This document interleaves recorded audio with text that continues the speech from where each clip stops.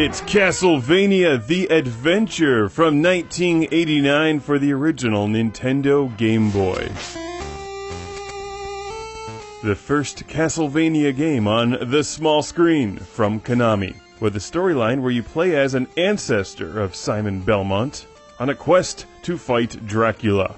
And many, many rolling eyeballs that explode when you hit them with a whip. Naturally, why wouldn't they? This is a tricky game and one that's a bit slow for my taste, that requires extreme precision and patience as well as level memorization.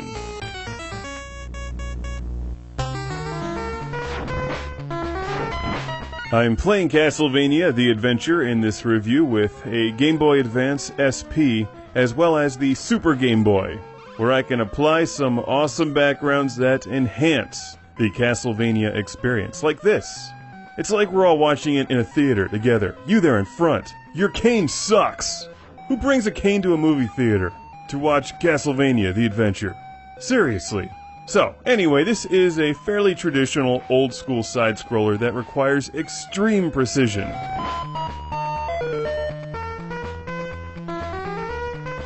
You're being scored for not only the enemies that you slaughter and the things that you collect, but also for how quickly you can complete the levels, which is tricky because you have to jump with such precision. You slide out to the edge of a cliff or floating rock and let your back foot just hang onto it like the bionic commando arm and then jump at the right time. Not even Shinobi can do that. How does he hang onto things with his foot? Oh yeah, floating ledges that drop off once you touch them. Naturally, they're in this game too. It uses pretty much every old school trick in the book to kill you, which you can defeat if you memorize them all in sequence. There's boss battles, and it's a Castlevania game that can be had readily and affordably, eBayisably today.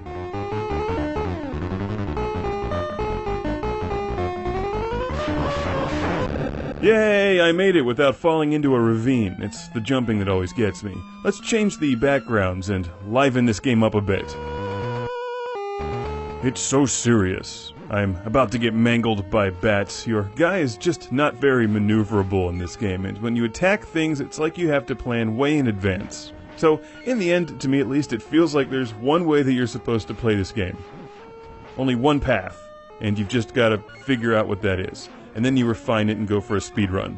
So, as cool as Castlevania is, this feels very rigid, but way back in the day, I had a friend with this game. It was super awesome, because we were all busy playing Castlevania, I think Simon's Quest on the NES right around this time. And that game was the bomb. So this one was a micro mini-bomb by comparison. When given the choice, I always went with Simon's Quest. But if you're the type that can't get enough Castlevania, then I hope that you haven't missed this one, because you can hit things with a whip.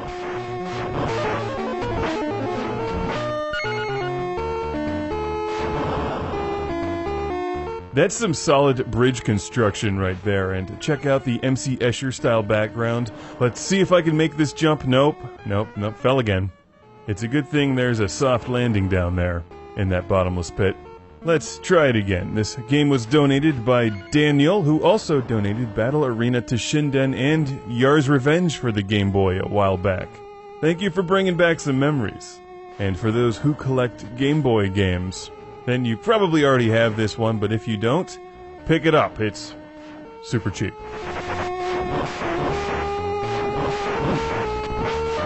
And I'm hoping that the old school Super Game Boy background here will help him out, but probably not, because I'm playing him, so he's doomed. It's Castlevania The Adventure for the Nintendo Game Boy, before it needed to be in 3D.